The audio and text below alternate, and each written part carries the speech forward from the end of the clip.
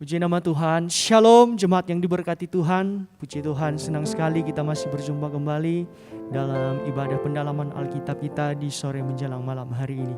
Saat ini kita mau datang mempersiapkan diri kita di hadapan Tuhan. Kita mau memuji Dia, kita mau menyembah Dia. Namun sebelum itu, mari saja kita semua, kita mau tundukkan kepala, kita mau satu dalam doa. Bapa, kami bersyukur untuk kesempatan yang Engkau berikan kepada kami. Saat ini Tuhan, kami mau datang di dalam pujian dan penyembahan kepadamu Tuhan. Biarlah Engkau berkati setiap kami Tuhan. Engkau jamah setiap hati kami. Engkau jamah setiap pikiran kami Tuhan. Biarlah Engkau terus menyucikan kami, menguduskan kami, sehingga kami boleh dilayakkan untuk masuk di hadirat-Mu. Terima kasih Tuhan, terima kasih. Kami percaya di saat kami sungguh-sungguh memuji dan menyembah Engkau, Engkau hadir di tengah-tengah kami dimanapun kami berada saat ini Tuhan. Biarlah Roh Kudus-Mu menjamah setiap kami Tuhan. Penuhi setiap kehidupan kami yang rindu untuk menyembah Engkau. Terima kasih Tuhan, segala bentuk pekerjaan roh-roh jahat yang mencoba mengganggu ibadah kami mau ikat, kami patahkan, kami hancurkan di dalam nama Tuhan Yesus Kristus. Mari Tuhan Engkau tutup bungkus kami dengan kuasa darah-Mu. Engkau berkati, Engkau sertai ibadah kami dari awal pertengahan hingga boleh berakhir dengan baik. Dan kami boleh mendapatkan berkat-Mu Tuhan yang melimpah dalam setiap ibadah kami. Terima kasih Tuhan. Kami naikkan ucapan syukur kami lewat penyembahan kami. Di dalam nama Tuhan Yesus Kristus. Haleluya.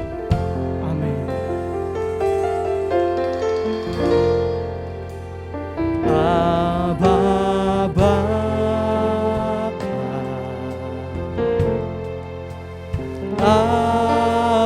Bapa,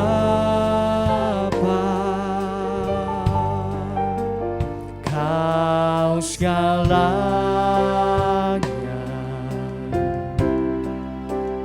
bagiku.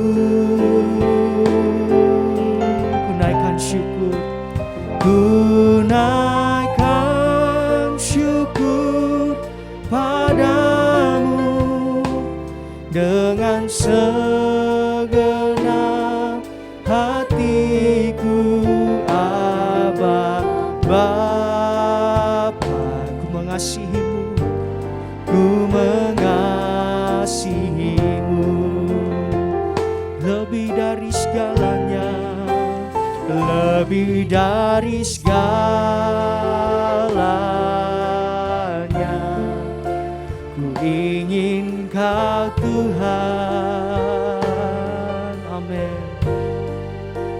Emas, perak dan permata tiada artinya Tuhan. Tiada artinya. Ku ingin lebih dekat, bersekutu denganmu. Jadikan ku hamba setia kepadamu. Mari sekali lagi sungguh-sungguh di hadapan Tuhan katakan, Bapa,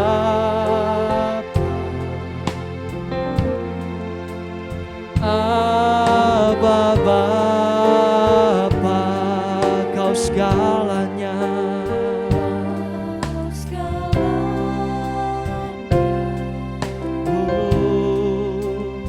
bagiku. Ku naikkan syukur Tuhan, ku naikkan syukur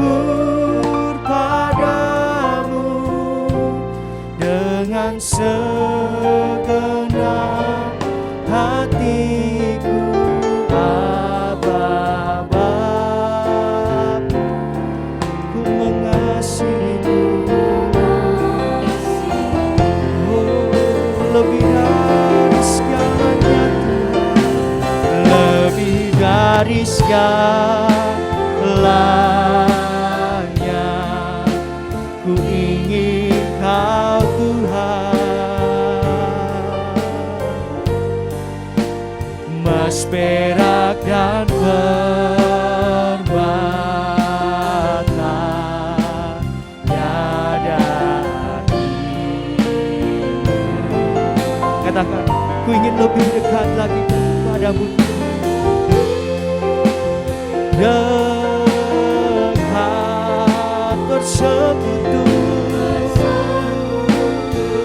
Haleluya.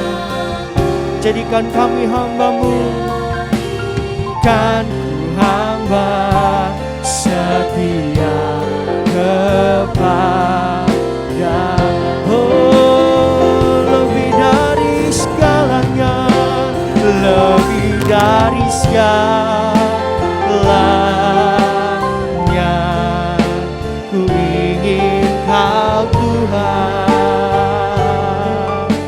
Amin. Emas, perak, dan permata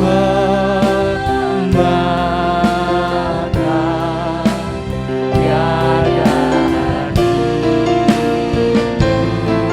Ku ingin lebih dekat lagi Tuhan, lebih dekat bersekutu denganmu. Jadikan ku hamba setia kepada-Mu. Kau yang layak kami muliakan, Kau yang layak kami tinggikan Tuhan. Bersama-sama katakan, muliakan, ditinggikan, ditinggikan Yesus, Yesus Tuhan. Kau Rajaku, Rajaku yang bertata, yang berkuasa. Oh Yesus Tuhan, Yesus Tuhan, Kau Rajaku. Haleluya. Lebih lagi di hadapan Tuhan katakan, dimuliakan, ditinggikan, ditinggikan Yesus, Yesus Tuhan. Oh, Kau Rajaku yang bertahta, yang bertahta, yang berkuasa, yang berkuasa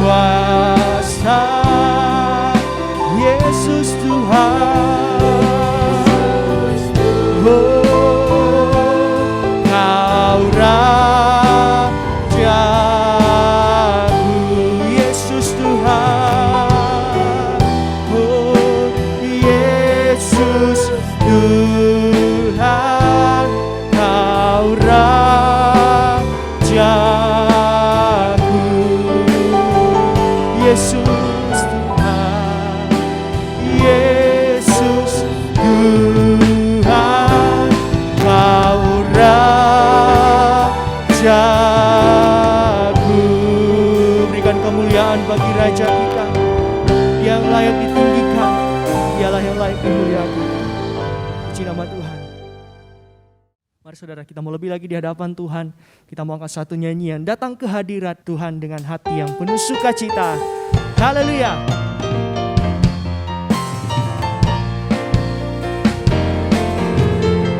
Datang ke hadirat Tuhan dengan hati yang penuh sukacita. Datang ke hadirat Tuhan dengan senyum dan muka yang gembira. Tanggalkan beban dan kesedihan yang ada di dalam hatimu. Kenakan jubah pujian, sambut hadirnya Sang Raja. Dan gunung-gunung pun bersorak-sorai memuji Dia. Amin. Dan pohon-pohon pun bertepuk tangan memuji Dia. Haleluya. Sekalian kita di sini berkumpul dan memuji Dia.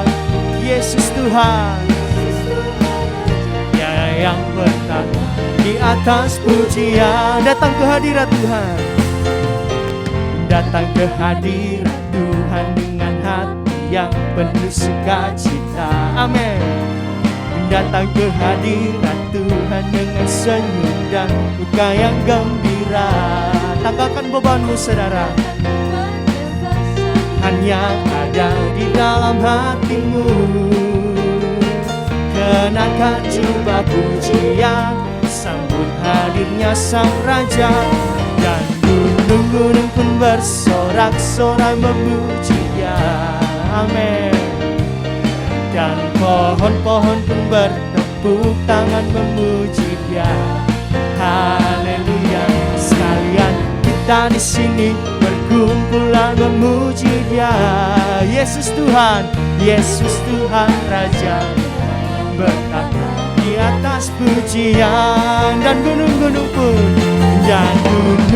pun bersorak-sorai memuji Dia. Haleluya. Dan pohon-pohon pun bertepuk tangan memuji Dia. Haleluya. Sekalian kita di sini berkumpul dan memuji Dia. Yesus Tuhan, Yesus Tuhan Raja, Dialah yang bertata. Mari saudara sekali lagi kita mengatakan pujian dari awal. Datang ke hadirat Tuhan, Tuhan dengan hati yang penuh sukacita. Datang ke hadirat Tuhan dengan senyum dan muka yang gembira. Amin. Tanggalkan beban dan kesedihan yang ada di dalam hatimu. Kenakan jubah pujian, sambut hadirnya Sang Raja. Dan gunung-gunung pun bersorak-sorai memuji Dia. Amin. Dan pohon-pohon pun bertepuk tangan memuji Dia. Haleluya. Sekalian kita di sini berkumpulan memuji Dia. Yesus Tuhan, Dialah yang bertata di atas pujian. Dan gunung-gunung pun bersorak-sorai memuji Dia. Amin. Dan pohon-pohon pun bertepuk tangan memuji Dia. Haleluya. Sekalian kita di sini berkumpul dan memuji Dia. Yesus Tuhan, Yesus Tuhan Raja, Dia yang bertata di atas pujian. Yesus Tuhan, Yesus Tuhan Raja, Dialah yang bertata di atas pujian. Yesus Tuhan, Yesus Tuhan Raja, Dialah yang bertata di atas pujian. Haleluya. Biarlah Dia Raja di atas segala raja, bertahta atas pujian kita semua. Puji nama Tuhan. Mari tiba saatnya kita akan mempersiapkan diri kita untuk menyambut firman Tuhan. Kami percaya Tuhan, Engkau sudah memilih kami untuk menjadi pemenang. Untuk saat ini Tuhan, kami datang di hadapan-Mu, membawa pujian, membawa penyembahan kami. Engkau yang lebih tahu cara untuk membuka jalanku. Engkau yang lebih mengerti cara untuk menolong hidupku. Engkau yang lebih tahu Tuhan. Engkau yang lebih tahu. Amin. Cara untuk membuka jalanku. Engkau yang lebih mengerti cara untuk menolong hidupku. Percaya, ku percaya Kau Tuhan yang tak pernah gagal menjadikanku lebih dari pemenang. Ku percaya Kau Tuhan yang tak pernah lalai, menepati janji-janji-Mu. Haleluya Yesus, Engkau yang lebih tahu, Engkau yang lebih tahu cara untuk membuka jalanku. Engkau yang lebih mengerti cara untuk menolong hidupku. Ku percaya Tuhan, ku percaya Kau Tuhan yang tak pernah gagal, menjadikanku lebih dari pemenang. Ku percaya Kau Tuhan yang tak pernah lalai, menepati janji-Mu dalam hidup kami. Oh, ku percaya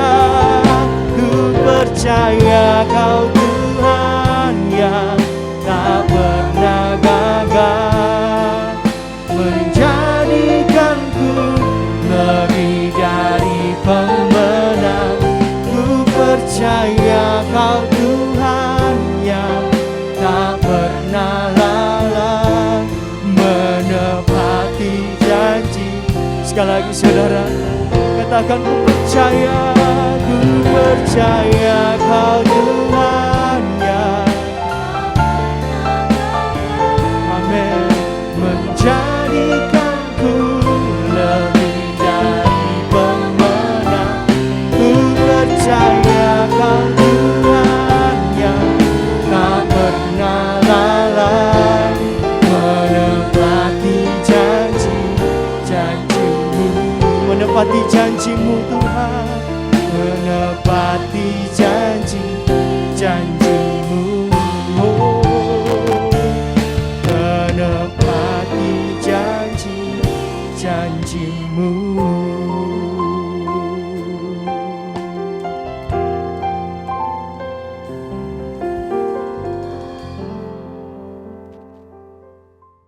Tuhan Yesus, kami bersyukur kepada Engkau sudah menyelamatkan hidup kami.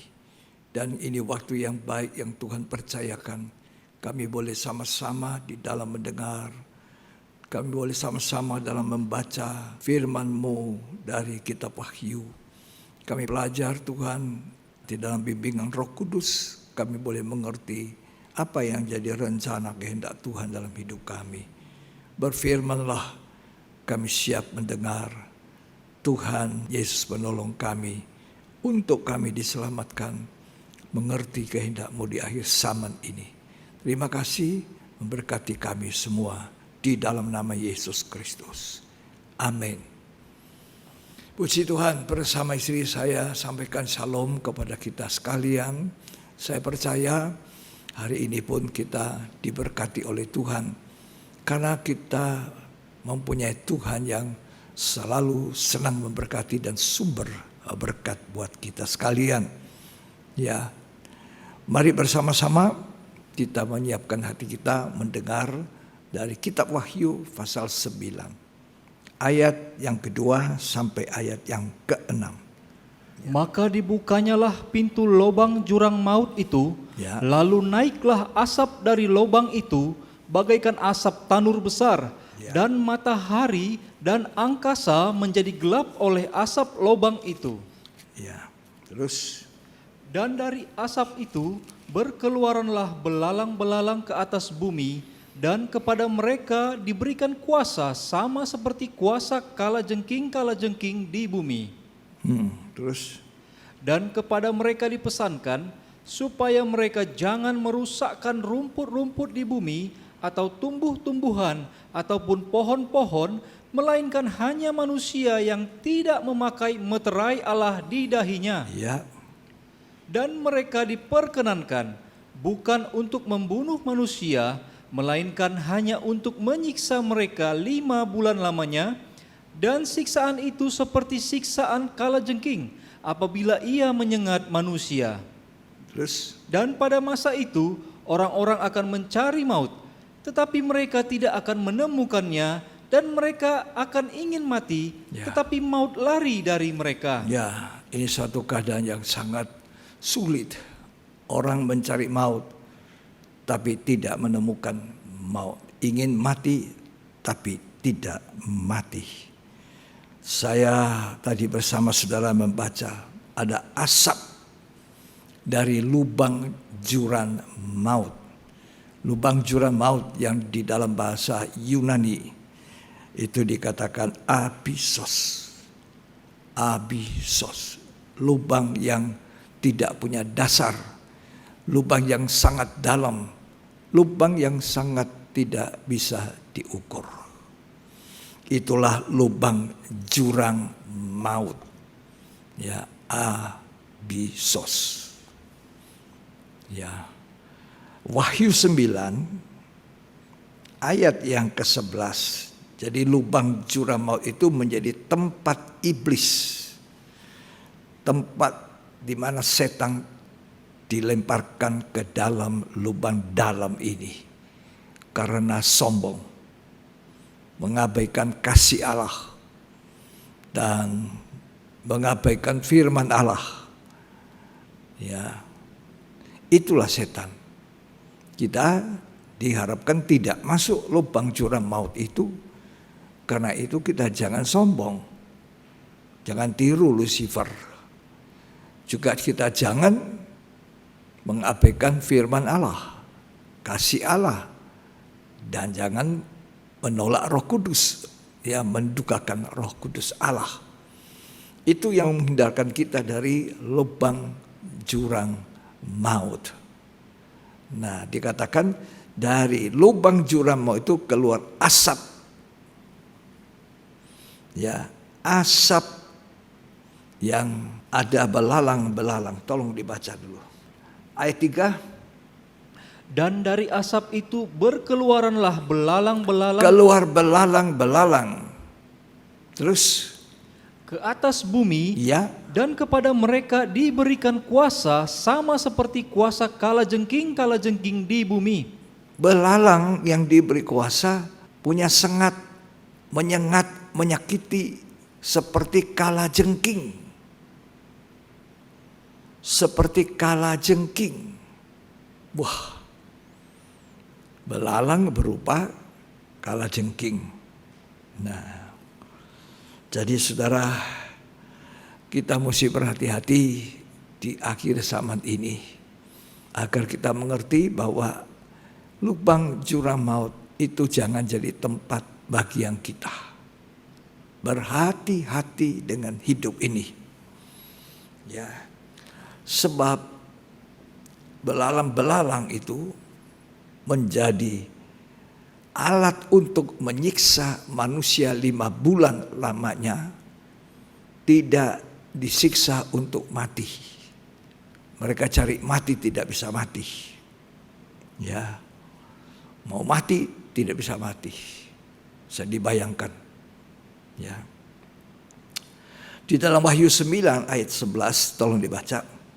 Dan raja yang memerintah mereka ialah malaikat jurang maut. Nah, jadi malaikat jurang maut rajanya itu siapa? Iblis. Disebut apa? Namanya dalam bahasa Ibrani ialah Abaddon. Abaddon. Dan dalam bahasa Yunani ialah Apollyon. Apollyon. Arti daripada nama itu perusak. Jadi mereka ini atau khususnya setan ini mau merusak manusia. Merusak kebahagiaan, merusak kedamaian, merusak segala-galanya. Merusak kehidupan manusia. Ada di lubang itu. Dan mereka bisa keluar untuk merusak. Jadi katakan dari dalam asap itu keluar belalang-belalang yang menyengat manusia. Cuma manusia yang mana? manusia yang tidak punya meterai Allah. Bersyukur saudara, saya dan saudara punya meterai Allah ini. Kita ini dimeterikan oleh kuasa Roh Kudus, walaupun kita seharusnya menjadi manusia binasa. Apalagi kita bukan bangsa Israel. Kita ini bangsa kafir, bangsa-bangsa lain yang tidak punya apa-apa, tapi dijadikan anak-anak kerajaan Allah oleh kasih karunia. Nah, kita lahir baru, kita jadi seperti carang yang dicangkok pada pokok. Kita menerima kemurahan, hargai kemurahan itu, saudara. Ini waktu-waktu yang sangat sulit hari-hari ini. Mari kita belajar untuk menghargai kemurahan Tuhan. Ya, kemurahan Tuhan itu jangan dipermainkan karena ada batas. Karena itu kitab Roma mengatakan, perhatikan kemurahan Allah dan juga kekerasan. Kalau kita tidak hargai, datang kekerasan. Ya, Tuhan murah, Bapak penuh kasih, tapi jangan kita mempermainkan kasih Allah, mempermainkan murah hatinya Tuhan. Itu yang Tuhan inginkan dalam kehidupan manusia, ya. Nah, perusak ini Abaddon, Apollyon, ya, atau yang tadi itu yang keluar asap banyak belalang-belalang. Kerjanya Apollyon, Abaddon itu merusak manusia. Saudara masih ingat cerita orang yang dirasuk setan di Gadara? Ya. Tuhan Yesus datang untuk menolong orang yang dirasuk setan di Gadara ini. Ternyata di dalam satu manusia bisa begitu banyak roh-roh setan. Dan Tuhan mengusir. Tapi mereka minta, jangan kami dibuang ke dalam lubang jurang maut itu. Rupanya mereka tidak mau di lubang jurang maut. Mereka mau apa? Berkeliaran, gentayangan, supaya bisa merusak manusia. Tapi mereka tidak berkuasa. Ada Tuhan yang sangat berkuasa, menjaga, memelihara, merawat kita selama kita memperhatikan kemurahannya. Nah, setelah setan yang banyaknya 1 legion, 2000 babi itu, karena mereka minta, jangan buang kami ke jurang maut. Lalu Tuhan lihat ada babi, masuk di babi. 2000 ekor masuk ke jurang. Mati, lemas. Lalu mereka gempar sekalian, termasuk yang dirugikan, merasa rugi babinya, terjun ke dalam. Mereka bilang sama Tuhan, Tuhan permisi, tinggalkan tempat kami. Padahal Tuhan datang menolong. Itu manusia sekarang. Mau ditolong, menolak untuk ditolong. Mau diperhatikan, menolak untuk diperhatikan. Banyak kali orang tua mau memperhatikan anaknya, dinasehati, ya, ditegur. Mungkin gambarannya begini-begini. Anak-anak itu melawan kepada orang tua. Gitu juga pemimpin-pemimpin jemaat dengan jemaatnya. Hargai apa yang jadi perhatian orang. Setiap teguran, setiap nasihat dari Tuhan harus kita belajar untuk menghargai. Karena itu Tuhan mau menolong. Jangan seperti orang yang di Gadara ini. Malah Tuhan itu diusir. Ya, Lukas 8. Ayat yang ke-31. Tolong dibaca dulu. Secara lengkap bisa dibaca dari Lukas 8 ayat 26 sampai 39. Ya, silakan. Lalu setan-setan itu memohon kepada Yesus Ya, supaya ia jangan memerintahkan mereka masuk ke dalam jurang maut. ya. Mereka bilang, jangan diperintahkan masuk jurang maut. Penjara itu bagi setan. Ya. Jangan dibuang kami ke Abysos, lubang jurang maut yang dalam itu.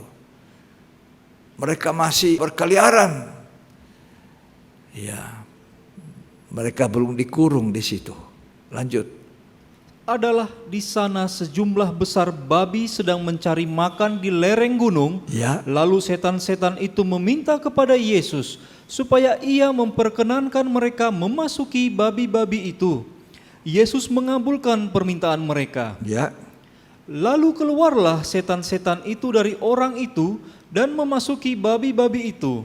Kawanan babi itu terjun dari tepi jurang ke dalam danau lalu mati lemas. Nah, saudara, babi-babi itu tidak disayang Tuhan. 1 ekor babi berapa harganya? 1 kilo babi berapa harganya? Saya tidak tahu.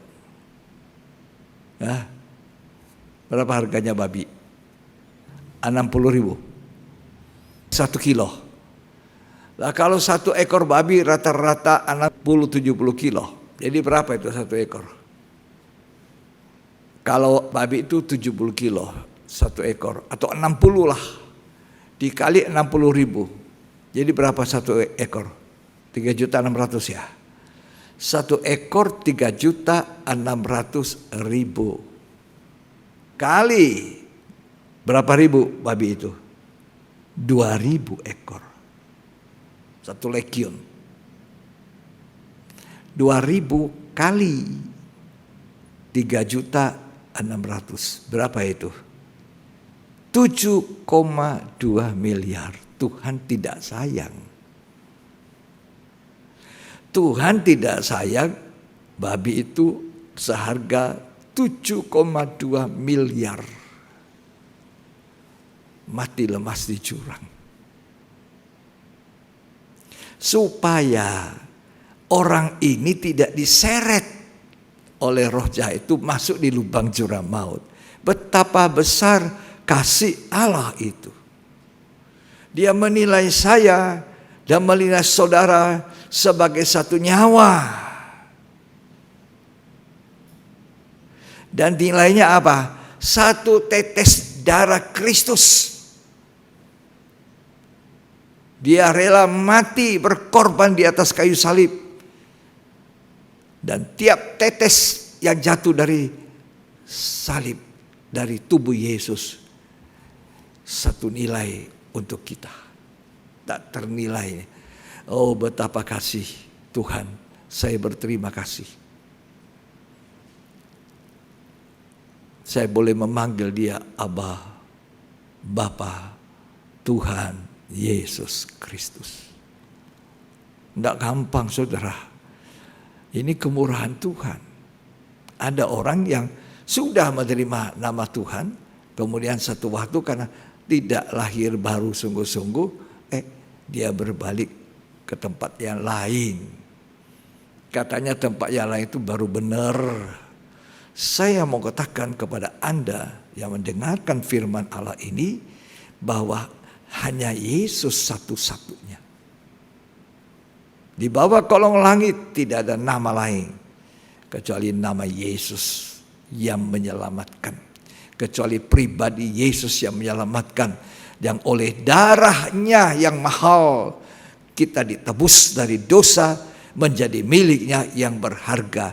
Itulah sebabnya dikatakan berharga di mata Tuhan orang yang dikasihinya. Bahkan sampai mati orang itu masuk dalam kubur. Kalau orang itu tetap setia kepada Yesus, orang itu berharga di mata Tuhan. Luar biasa kan?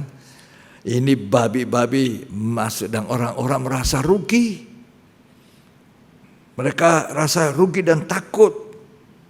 Ya. Apa yang terjadi? Ayat 35 tolong dibaca. Dan keluarlah orang-orang untuk melihat apa yang telah terjadi. Ya.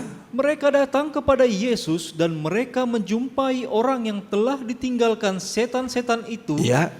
duduk di kaki Yesus. Ya, Ia telah berpakaian dan sudah waras. ya, Maka takutlah mereka. ya.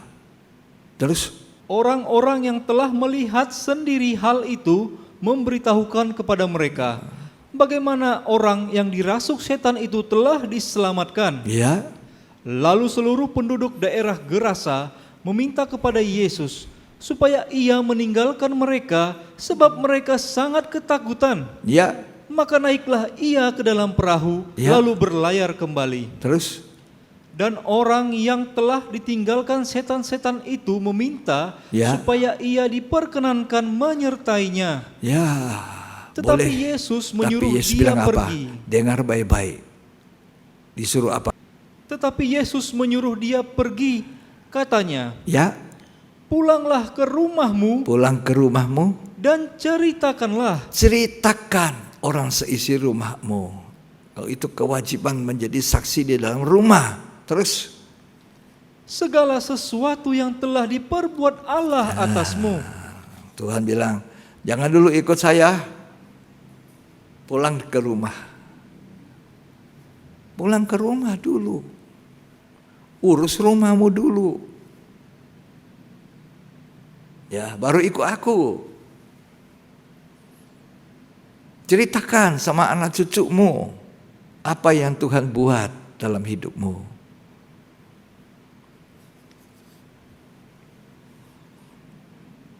Memang betul-betul orang di Gadara ini dirusak oleh kaki tangan setan. Setan-setan. Abaddon ini. Apollyon memang namanya perusak. Tapi syukur kepada Tuhan. Tuhan menolong orang ini dan tidak menyayangkan babi-babi yang banyak itu. Tadi kita hitung kalau satu ekor babi 3.600.000. Kali 2.000, kalau 2.000 satu legion. 7 miliar. Tuhan tidak sayang. Yang Tuhan sayang saya ini. Saudara, biji mata Tuhan, berharga. Makanya orang Kristen sampai matinya kata Tuhan, berharga di mata Tuhan. Nah, kalau Tuhan menghargai kita, mari kita belajar menghargai apa yang Tuhan hargai. Jangan sombong, jangan menolak kasih Tuhan, jangan mengabaikan teguran, nasihat firman Tuhan. Jangan melakukan itu semua. Nah, kita kembali di Wahyu. Pasal 9 ayat 3. Dan dari asap itu berkeluaranlah belalang-belalang ke atas bumi, dan kepada mereka diberikan kuasa sama seperti kuasa kalajengking-kalajengking di bumi. Ya, ini untuk merusak, menyiksa manusia. Ya. Jadi mereka itu minta, kenapa dia minta? Jangan dulu kami dibuang ke lubang itu. Ya. Maksudnya apa? Supaya masih bisa merusak manusia yang bisa dirusak. Jangan buang kami ke lubang jurang maut. Biar kami masih ada di bumi gentayangan. Berkeliaran. Mencari manusia yang bisa dirusak. Tapi manusia yang ada mencari Allah. Tidak boleh sembarang dijamah. Itu milik aku kata Tuhan. Ya, milikku dan kulindungi. Jadi mencari Allah itu bicara tentang kepemilikan dan perlindungan. Kalau kita punya mencari Allah, mencari Roh Kudus, yang tidak punya mencari Allah, tidak punya Roh Kudus, karena Alkitab berkata, bukankah kamu adalah bait Allah yang kudus, di mana Roh Allah diam di dalam. Jadi kalau kita disebut orang Kristen, tapi tidak ada Roh Allah, apakah kita disebut bait Allah? Apakah kita disebut orang Kristen? Apakah kita milik Allah? Apakah kita orang yang sudah dimeterikan? Karena itu seringkali saya katakan, mari kita jangan berhenti hanya punya nama Kristen, ya, punya agama Kristen. Tapi mari kita punya meterai itu, sebagai tanda bahwa saya miliknya Allah. Maka si perusak itu tidak bisa merusak kecuali seizin yang punya itu. Kalau dia dapat izin, baru dia bisa korek. Contohnya siapa? Ayub. Loh, Ayub itu punya meterai Allah. Dia adalah orang yang takut akan Allah. Dan tidak ada orang yang seperti Ayub di negeri itu. Yang kaya tapi takut akan Allah. Ini orang yang punya meterai dari Allah. Iblis bilang apa? Karena kau melindungi dengan kekayaan, jadi dia tidak menghujat. Coba, ya, ini setan ini gentayangan, berkeliling, cari siapa yang bisa dimangsa. Nah, Tuhan tanya sama dia, kamu lihat hambaku Ayub? Tidak ada orang sesaleh dia, setakut dia kepadaku, itu Ayub. Setan itu menjawab apa? Ya karena kau pagari dia dengan kekayaan. Coba cabut itu pagar kekayaan kalau dia tidak menghujat. Silakan kekayaannya saja ya, tapi jangan Ayub. Ini perlindungan buat Ayub atau meterai Allah. Ayubnya tidak boleh dikorek-korek. Kekayaannya boleh. Dalam satu hari, sekejap habis semua kekayaannya. Anaknya 10 mati. Diberitahu kepada Ayub apa yang terjadi. Dia merobek jubah. Dia tersungkur. Terpujilah Tuhan. Tuhan yang memberi. Tuhan yang mengambil. Dalam hal ini, kata kitab Ayub, dia tidak bersalah dalam kata-kata. Sudah kamu lihat Ayub, bagaimana dia? Tetap tidak mengutuki aku.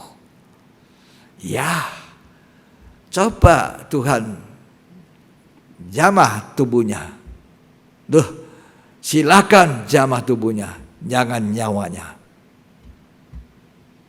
Tubuhnya dijamah, penuh borok-borok. Ayub menjadi kurus.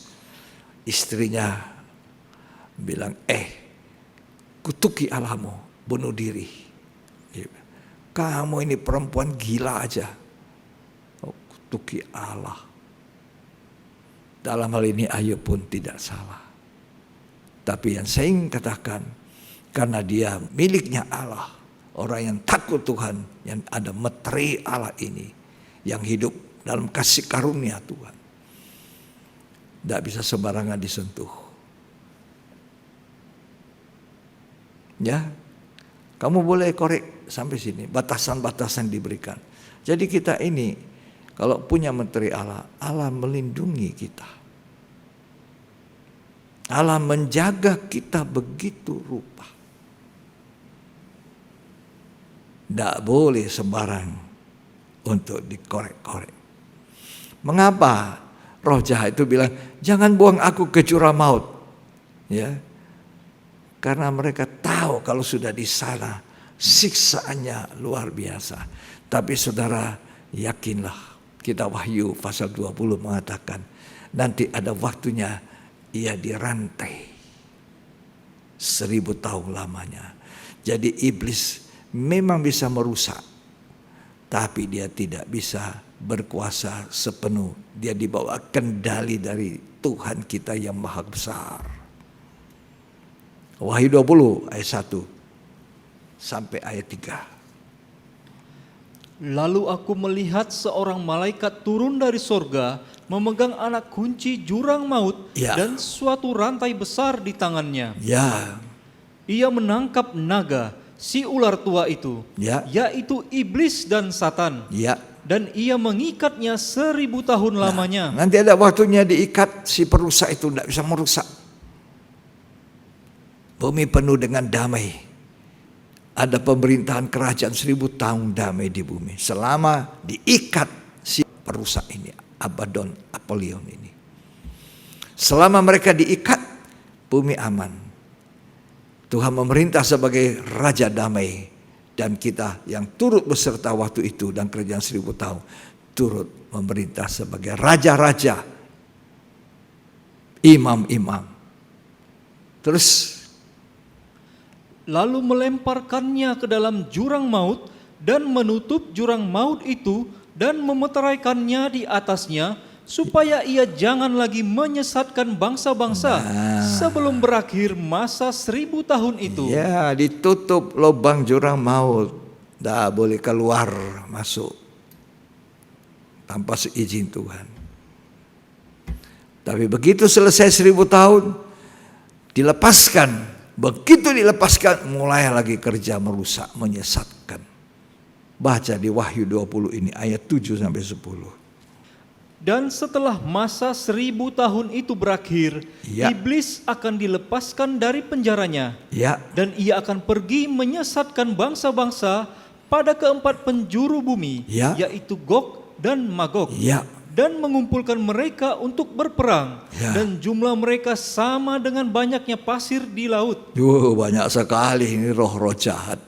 Ya, terus Maka naiklah mereka ke seluruh dataran bumi, Ya. lalu mengepung perkemahan tentara orang-orang kudus Ya. dan kota yang dikasihi itu. Ya. Tetapi dari langit turunlah api menghanguskan mereka, ya, dan iblis yang menyesatkan mereka dilemparkan ke dalam lautan api dan belerang. di situ dia dilempar masuk dalam lubangnya. Tidak keluar lagi selama-lamanya. Terus, Yaitu tempat binatang dan nabi palsu itu. ya, Dan mereka disiksa siang malam sampai selama-lamanya. jangan jadi nabi palsu.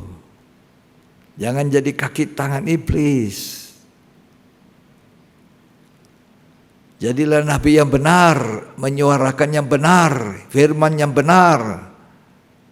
Jangan menyesatkan. Ya. Jadi nanti ada waktunya dia tidak bisa lagi apa-apa. Tidak dapat izin keluar lagi. Sama lama-lamanya dia di dalam siksa siang malam. Beserta apa? Nabi palsu. Beserta siapa? Pengikut-pengikutnya. Ya sekarang masih. Siapa yang bisa dipengaruhi, dimasuki roh jahat, ya, roh penyesat. Itulah sebabnya Efesus mengatakan musuh kita adalah penguasa di udara, roh-roh jahat. Musuh kita bukan sesama kita manusia, bukan anak kita, bukan menantu kita, bukan saudara itu, bukan teman kita, bukan siapa-siapa yang jadi musuh kita. Musuh kita adalah penguasa di udara, itu roh-roh jahat yang masih belum masuk di dalam lubang jurang maut. Sudah dengar tadi dalam Lukas 8 dia minta apa? Jangan dibuang kami ke dalam jurang maut. Masih diberi kesempatan jalan sampai satu hari, tidak bisa apa-apa. Tapi saudara-saudara kita yang ada meterai Allah, kita tidak bisa dijamah. Pertahankan kepemilikan Allah itu dengan hidup benar dan hidup yang kudus, hidup yang sesuai dengan apa kata firman Allah, bukan apa kata kita.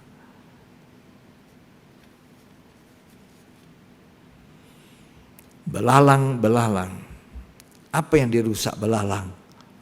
Tidak boleh merusak tanaman, rumput, dan sebagainya. Hanya yang dirusak, disakiti manusia yang tidak memakai meterai Allah. Di zaman Musa, Firaun pada tulah ke-8, ya, pernah mereka itu mendapatkan belalang-belalang. Tulah, Tuhan izinkan belalang-belalang memenuhi Mesir. Dan waktu itu Firaun minta kepada Musa, aku sudah berdosa. Tolong supaya ini belalang-belalang jangan memenuhi Mesir. Belalang waktu itu tidak menyengat. Tapi di Wahyu 9 ini belalang itu seperti kalajengking menyengat. Itu cuma memenuhi Mesir waktu itu. Toh begitu susah Firaun mohon, aku sudah berdosa terhadap Tuhan, tolonglah. Nah, cuma saudara, permohonan ampun Firaun ini tidak tulus, pura-pura. Loh, apa Tuhan tidak tahu kalau itu pura-pura? Tahu. Makanya kalau kita bertobat, mengaku kesalahan, mengaku dengan tulus. Jangan pura-pura. Tuhan tahu ini, Firaun ini keras hati, keraskan hatinya lagi. Dia pura-pura saja, tapi Tuhan terima juga kamu punya pura-pura.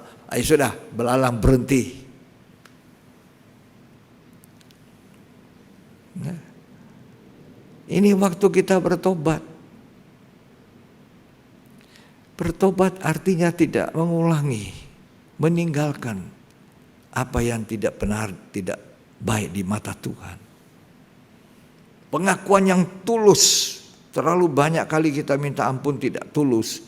Terlalu banyak kali kita minta maaf kepada seorang saudara lain, tapi tidak tulus.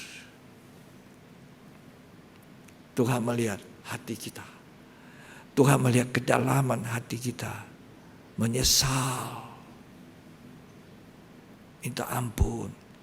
Kita kan gampang, maaf ya, sorry ya, maaf ya. Basa-basi saudara. Buktikan permintaan maaf itu, buktikan permohonan ampun itu dengan hati yang tulus. Jadi pada masa zaman Musa, juga belalang sempat memenuhi, tapi tidak ada sengat. Ini ada sengatnya. Wahyu 9. Ya, kita baca kitab Keluaran pasal 10 ayat 1. Berfirmanlah Tuhan kepada Musa, Ya. pergilah menghadap Firaun, sebab aku telah membuat hatinya dan hati para pegawainya berkeras, Nah, supaya aku mengadakan tanda-tanda mujizat yang kubuat ini di antara mereka. Ya. Dan supaya engkau dapat menceritakan kepada anak cucumu bagaimana aku mempermainkan orang Mesir dan tanda-tanda mujizat mana yang telah kulakukan di antara mereka, Ya. supaya kamu mengetahui bahwa akulah Tuhan. Nah, apalagi ceritakan anak cucu. Ini tidak bisa dilepaskan, anak cucu. Ya, tadi orang di Gadara disuruh pulang, enggak, jangan dulu ikut saya, pulang dulu ke rumah. Ceritakan sama orang rumahmu dulu. Ini juga Tuhan bilang supaya kamu bisa lihat apa yang kulakukan terhadap Firaun dan Mesir. Supaya kamu ceritakan anak cucu. Jadi anak cucu kita digandeng, betapa susahnya kalau ada satu anak tidak dengar-dengaran. Ya. Kalau kita baca tadi Keluaran 10, bagaimana dikatakan? Supaya ceritakan. Ya. Lalu ayat 12 kita baca. Berfirmanlah Tuhan kepada Musa, ulurkanlah tanganmu ke atas tanah Mesir, mendatangkan belalang, dan belalang akan datang meliputi tanah Mesir, dan memakan habis segala tumbuh-tumbuhan di tanah. Ya. Semuanya yang ditinggalkan oleh hujan es itu. Nah, semua tumbuh-tumbuhan dia rusak. Manusia tidak. Tapi Wahyu 9, belalang itu tidak boleh rusak tumbuh-tumbuhan. Manusia saja yang tidak pakai materi Allah. Di zaman ini, zaman Musa, itu belalang merusak apa? Tanaman, pohonan, rumput-rumputan. Manusianya tidak. Terus Lalu Musa mengulurkan tongkatnya ke atas tanah Mesir. ya, Dan Tuhan mendatangkan angin timur melintasi negeri itu sehari-harian dan semalam-malaman. Dan setelah hari pagi, angin timur membawa belalang. enggak. Terus Datanglah belalang meliputi seluruh tanah Mesir, dan hinggap di seluruh daerah Mesir Ya. sangat banyak. Ya. Terus? Sebelum itu tidak pernah ada belalang yang demikian banyaknya. Terus? Dan sesudah itu pun tidak akan terjadi lagi yang demikian. Ayat 15. Belalang menutupi seluruh permukaan bumi sehingga negeri itu menjadi gelap olehnya. Ya. Belalang memakan habis segala tumbuh-tumbuhan di tanah dan segala buah-buahan pada pohon-pohon Ya. yang ditinggalkan oleh hujan es itu. Ayat 16. Maka segeralah Firaun memanggil Musa dan Harun serta berkata, Aku telah berbuat dosa terhadap Tuhan Allahmu Ya. dan terhadap kamu. Ini pernyataan berbuat dosa pura-pura. Ya, munafik. Tidak sungguh-sungguh. Karena dihukum, karena itu banyak belalang. Jadi minta ampun. Ya.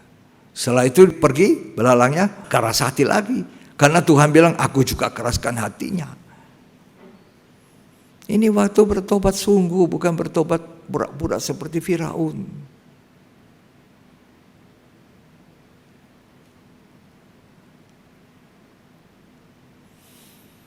Ya, lanjut dibaca.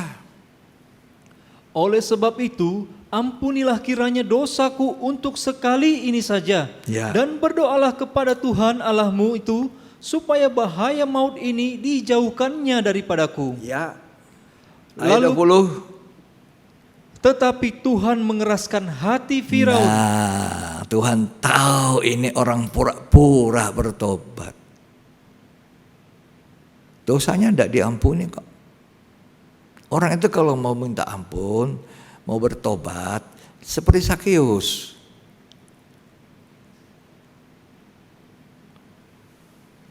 Sakeus dikatakan, kok Tuhan menumpang di rumahnya Sakeus, orang berdosa, pemungut cukai. Walaupun kepalanya pemungut cukai, pajak.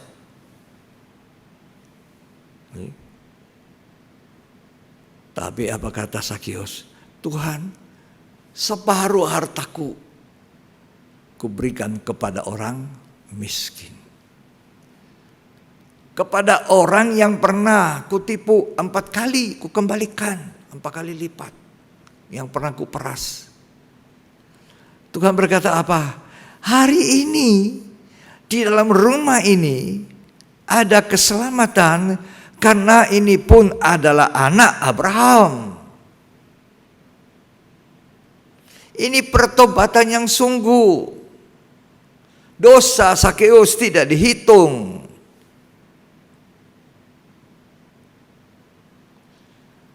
Ada orang minta ampun pura-pura.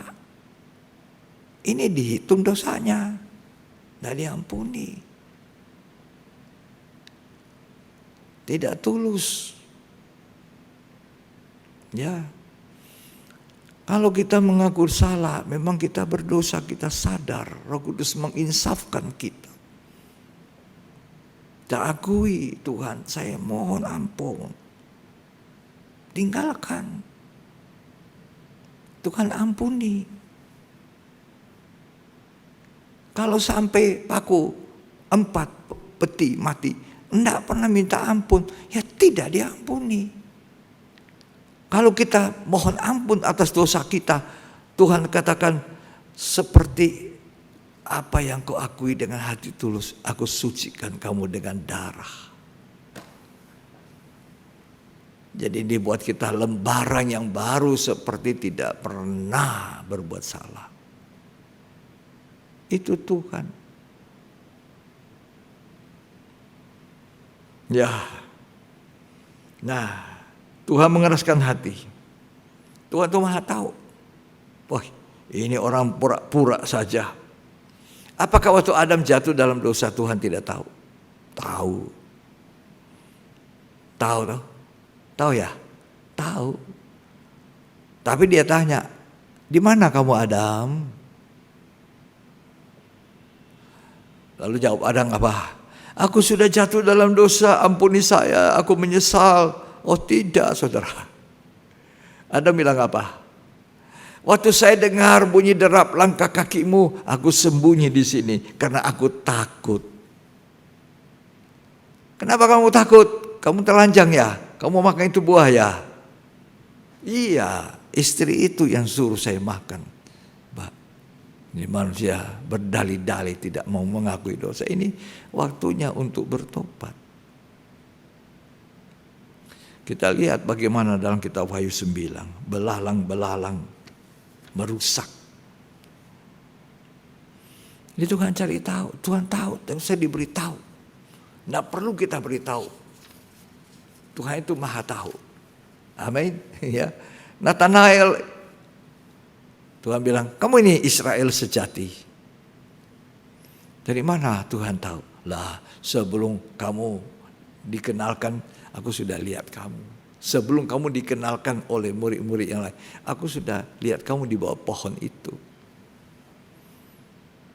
Apanya yang dilihat Tuhan kepada Nathanael? Orangnya atau hatinya? Hatinya.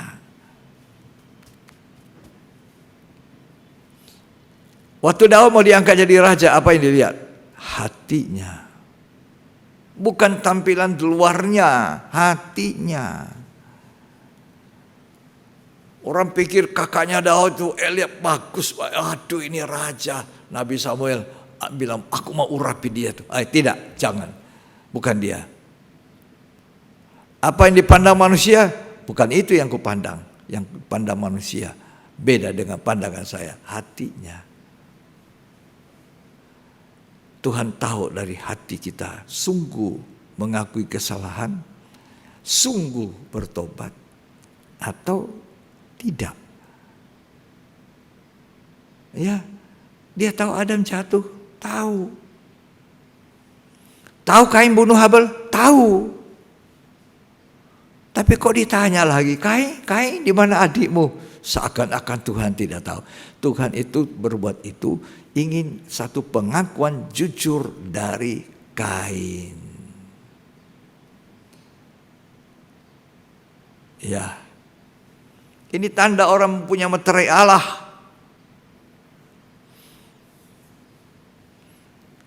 Kalau kita baca Wahyu 9, kembali ke situ ayat yang ke-6, tolong dibaca.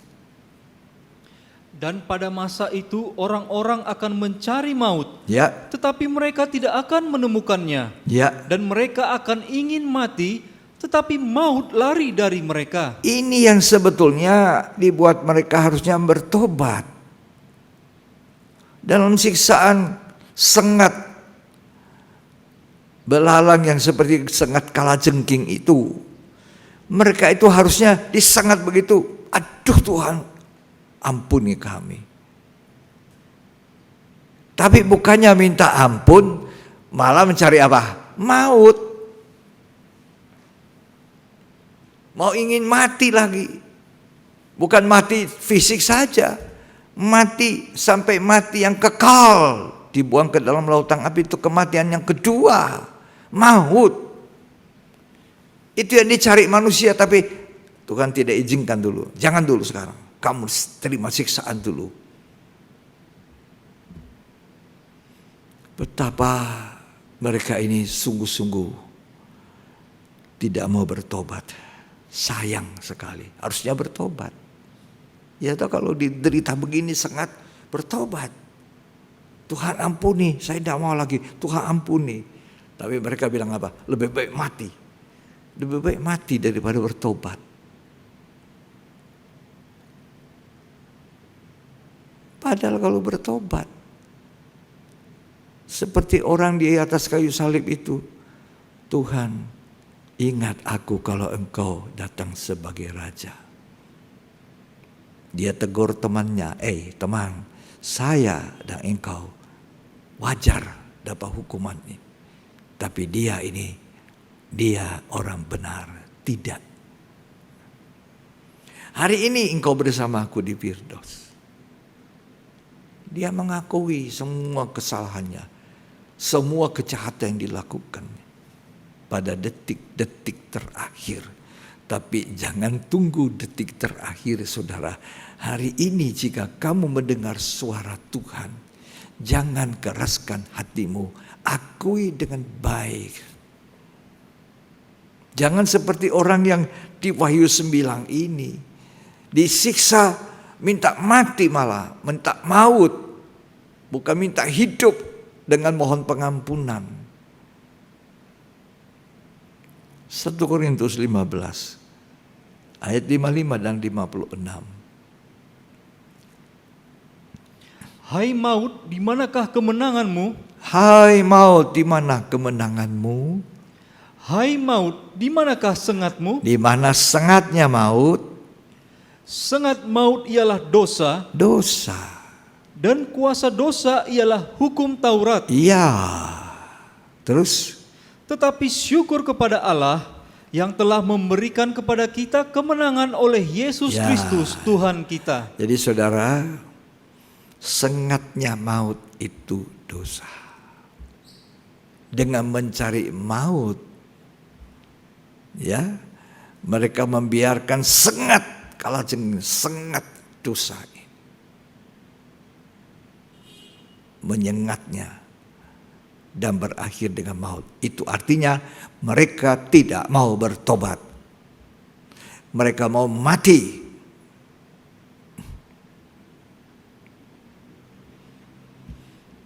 Apa sebab? Karena manusia sudah keras hati. Makanya jangan mengeraskan hati. Kalau mengeraskan hati satu waktu Tuhan bilang, aku keraskan hatimu seperti Firaun.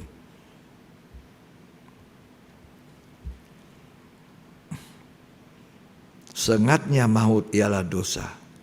Tadi dikatakan 1 Korintus 15 ayat 55 dan mana? Kuasa dosa. Apa itu? Hukum Taurat. Kita harus belajar beribadah, melayani, memberi persembahan, jangan Taurat. Jangan seperti orang Farisi, ahli-ahli Taurat. Penuh dengan kemunafikan, tidak sungguh-sungguh. Jangan beribadah melayani seperti itu, tidak berkenan. Jangan meniru kehidupan orang Farisi ahli Taurat. Melayani, tapi sementara melayani hidup dalam dosa. Perempuan berzina kedapatan di tengah-tengah bait Allah dibawa kepada Yesus. Ini kedapatan di mana? Di mana didapat itu perempuan berzina? Kedapatan berbuat zina. Lah, ahli Taurat harusnya di mana? Di bait Allah. Tapi mereka pergi ke tempat pelacuran itu.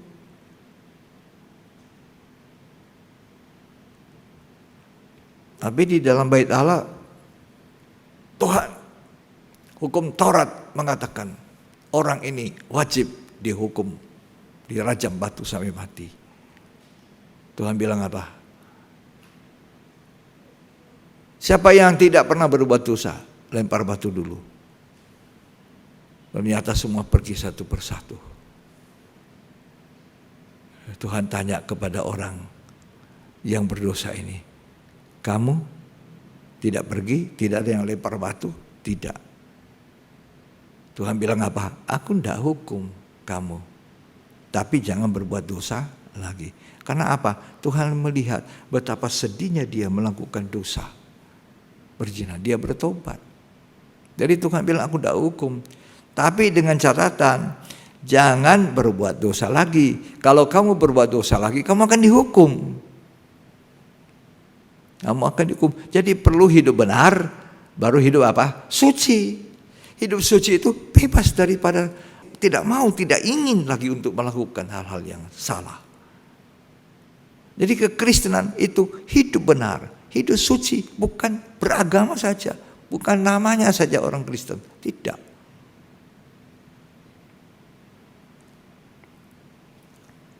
Ya, jangan mencari maut. Orang di zaman dulu itu senang dengan dosa, maut. Bayangkan, mereka tidak ada yang bertobat. 100 tahunan lebih Nuh memberitakan kebenaran. akan ada penghukuman air bah. Nggak ada satupun yang mau bertobat.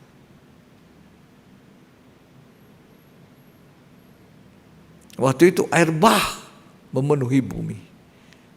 Berapa lama air? 5 bulan, 150 hari. Sampai daging-daging manusia itu lumat, hancur. Tidak ada yang mau bertobat. Kecuali Nuh. Itu pun dikatakan Nuh mendapat kasih karunia dari Allah. Sehingga Nuh hidup benar dan tidak bercela, kudus. Nuh hidup takut akan Tuhan beserta anak-anaknya dan menantunya dan juga istrinya. Mereka hidup dalam kasih karunia. Itu meterai Allah. Roh kasih karunia. Jadi nanti pada waktu belalang itu dilepaskan dan diberi sengat seperti sengat kalajengking, orang-orang pada kesakitan tapi tidak bertobat. Mereka lebih cari mati, ya, disengat, sengatnya dosa, ya, sengatnya maut itu dosa. Jadi kalau kita tidak mau disengat oleh dosa, hidup benar, kudus. Karena kalau disengat oleh dosa, ya, maka maut, tidak ada tempat lain. Nanti dibuang ke dalam lubang yang dikatakan dalam bahasa Yunani tadi, saya katakan abyssos, tempat yang tidak ada dasar, bersama kaki tangan setan, bersama setan, bersama roh-roh setan yang ada. Dan nanti akan diikat 1000 tahun lamanya, dilepaskan, kemudian setelah itu diikat, dilempar, dan selama-lamanya mereka tidak akan keluar lagi dari sana. Sampai ada langit dan bumi yang baru. Ini bukan dongeng. Petrus mengatakan, saya tidak dongeng. Saya menyampaikan firman yang dinubuatkan Allah. Perhatikan baik-baik, kata Petrus. Sampai ada anugerah Tuhan, bintang timur terbit di hatimu, bersinar. Engkau mengerti apa yang jadi kehendak Tuhan pada saat engkau dengar saat ini. Bagaimana belalang-belalang akan menyiksa manusia tidak punya meterai Allah. Apa yang harus kita buat? Jaga meterai Allah itu. Yang kita sudah dimeteraikan. Kalau belum sekarang ini gampang menerima meterai Allah itu. Meterai kasih karunia. Aku percaya engkau Yesus Tuhan. Aku mau tinggalkan dosa dengan benar. Tuhan, basuhlah saya dengan darah-Mu. Aku diselamatkan. Kemudian aku lahir baru di dalam baptisan air. Minta hati nurani yang baru. Kemudian kita dipenuhi Roh Kudus. Kasih karunia Tuhan tidak akan disiksa. Pertahankan meterai Allah ini. Ya, meterai kasih karunia.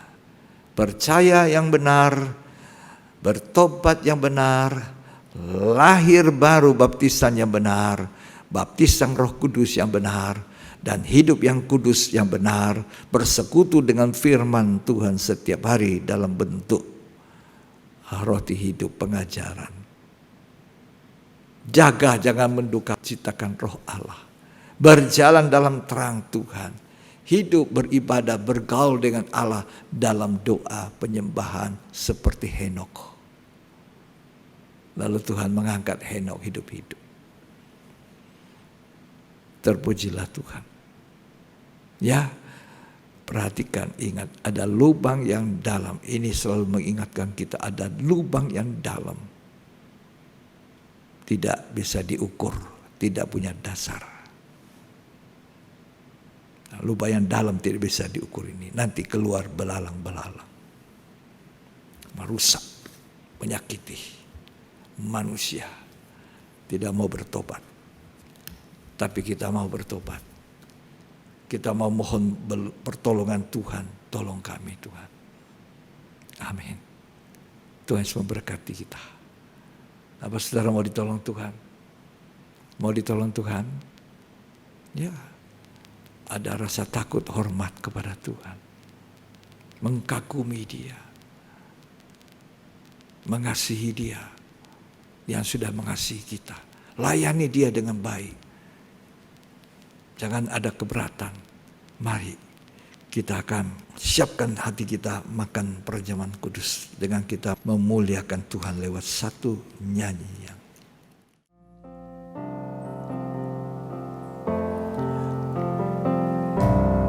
Ku kagum hormat akan Engkau. Ku kagum hormat akan Engkau. Kau Allah yang layak dipuji. Ku kagum akan Engkau. Kau sungguh indah tiada taranya. Sungguh menakjubkan. Sungguh ajaib tuh dimengerti. Lebih dari semua yang ada.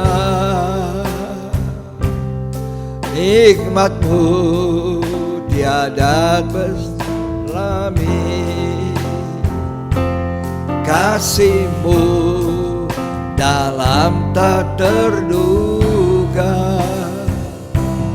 Kau sungguh indah tiada taranya.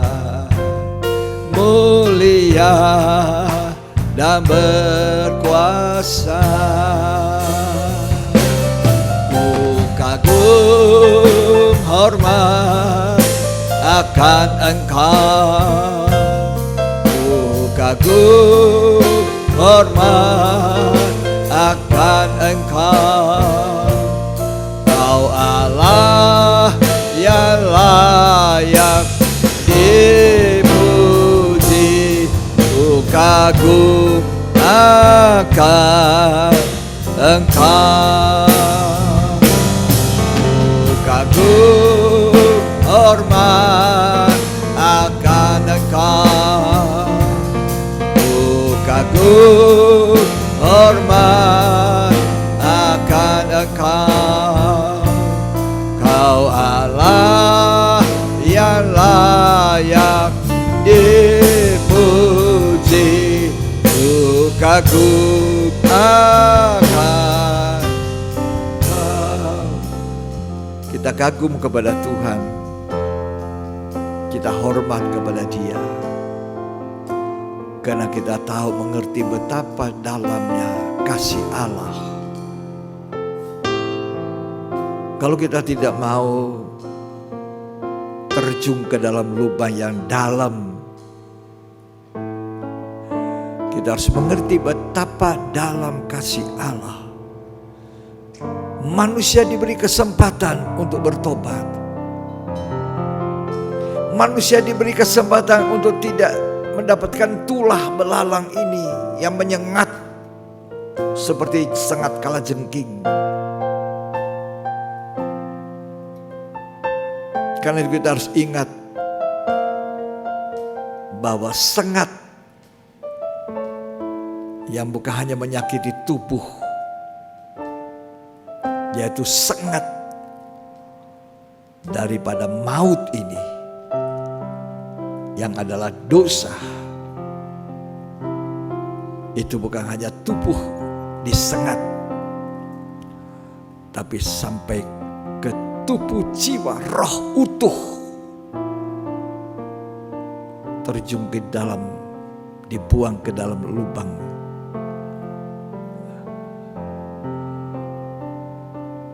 Saudara yang saya kasih dalam Tuhan, firman Tuhan ini mengingatkan saya dan saudara betapa baiknya Tuhan. Kalau hari ini kita dimeteraikan oleh Allah, jangan sampai meterai itu dihapus. Bisa dihapus? Bisa. Bisa terhapus? Bisa.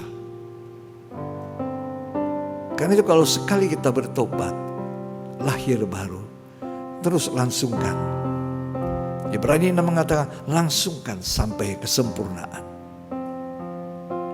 Jangan berbalik. Jangan noleh ke belakang. Supaya kamu tidak jadi tiang garam.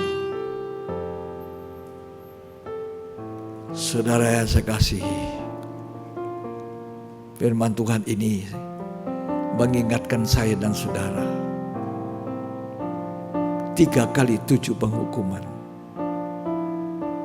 Hukuman meterai, hukuman sangkakala, dan nanti 7 pokor akan dihujankan kepada dunia manusia. Tapi orang yang punya meterai Allah, kekasih Tuhan, mungkin 2 kali 7 penghukuman meterai sangkakala disaksikan, tapi tidak mengalami ada perlindungan. Mari kita sungguh-sungguh hati kita mau bertobat, berbalik pada Tuhan, sungguh-sungguh melayani, sungguh-sungguh mengasihi Tuhan. Mari siapkan roti dan anggur. Kita akan makan, minum. Ini pun jangan dimakan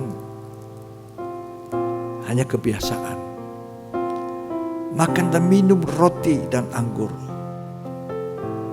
Itu kita memperingati kematian Tuhan, korban Tuhan Yesus yang luar biasa sakitnya, sakit seluruh tubuhnya. Sesengat-sengat itu diizinkan merusak. Darahnya habis, tapi buat saya dan saudara diselamatkan. Mari kita angkat itu roti lebih tinggi dari kepala kita, sambil kita katakan, ku kagum hormat akan Engkau. Apa yang dibuat Tuhan Yesus di atas kayu salib. Ku kagum hormat akan Engkau. Ku kagum hormat akan Engkau. Kau Allah yang layak dipuji. Ku kagum akan Engkau. Saudara, angkat itu roti lebih tinggi dari kepalamu.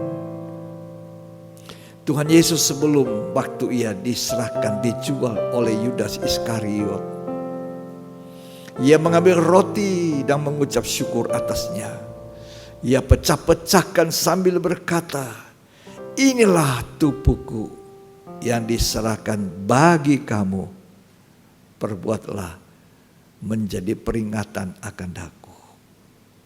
Apa saudara percaya? Roti hostia yang kita pegang ini persekutuan kita dengan tubuh daging Yesus Kristus.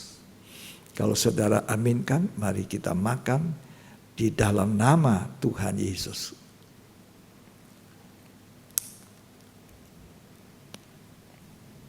Supaya tidak mengalami sengat daripada belalang itu. Siksaan 5 bulan. Hari ini kita akui kesalahan kita. Seringkali saya katakan sama Tuhan dalam doa saya, Tuhan, dari saya masih kecil, saya sudah bersalah banyak kepada Tuhan. saya menanjak remaja. Bahkan sampai sudah menikah. Kalau hari ini kami boleh ada di mimbar Tuhan, inilah yang disebut kasih karunia. Tidak ada apa-apa yang baik. Kami masih mau diperbaiki sampai sempurna. Mari angkat cawan anggur ini. Demikian sesudah makan diambil cawan. Lalu ia berkata, cawan ini adalah perjanjian baru yang dimeterikan oleh darahku. Perbuatlah ini setiap kali kamu meminumnya, menjadi peringatan akan daku. Sebab setiap kali kamu makan roti dan minum dari cawan ini, kamu memberitakan kematian Tuhan sampai ia datang. Sampai Tuhan datang. Apa saudara percaya? Cawan yang atasnya kita ucapkan syukur adalah persekutuan dengan darah Yesus Kristus. Kalau saudara aminkan, mari kita minum dalam nama Yesus.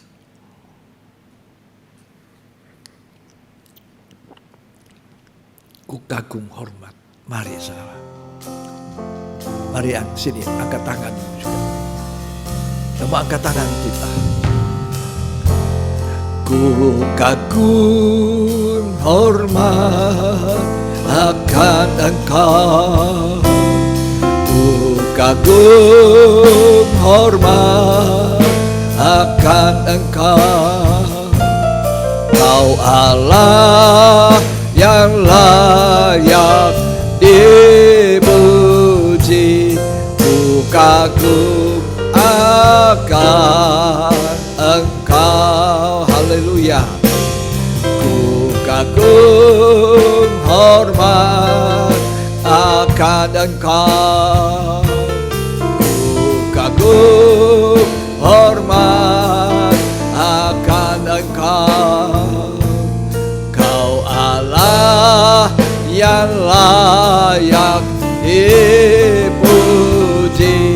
Ku kagum akan Engkau. Mari angkat tanganmu semua, dadakan tangan. Terimalah berkat. Biar kasih karunia Allah melimpah-limpah dalam hidup saudara. Hari ini sampai selamanya. Terimalah berkat dari Bapa, Sang Putra dan Roh Kudus. Yaitu Tuhan Yesus Kristus memberkati kita. Hari ini sampai selamanya. Sampai ia datang kembali. Jadikan kami saksi. Ceritakan di rumahmu. Ceritakan anak cucumu apa yang dilakukan Tuhan. Supaya nama Yesus dimuliakan. Biar seluruh bumi memasyurkan nama Tuhan. Biar engkau jalankan amanah agungmu. Selamatkan teman-temanmu. Beritakan Injil kepada mereka. Terimalah berkat. Kuasa Tuhan menyertai di dalam nama Yesus Kristus. Amin. Puji Tuhan. Sampai di sini ibadah pendalaman Alkitab kita. Tuhan Yesus memberkati.